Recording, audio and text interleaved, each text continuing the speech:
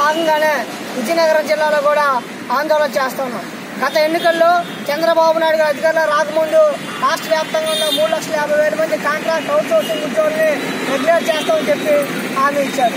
అది 4 ఏళ్ళు గడిచిన తర్వాత కూడా ఈ హామీని అమలు చేయలేదు. అమలు చేయకపోగా ఈరోజు కాంట్రాక్ట్ అవుట్ సోర్సింగ్ ఉద్యోగులు కూడా విభజించారు. సుప్రీంకోర్టు తీర్పు ప్రకారం సమాన పని సమాన వేతనం ఇవ్వాలని దాన్ని కూడా అమలు చేయలేదు.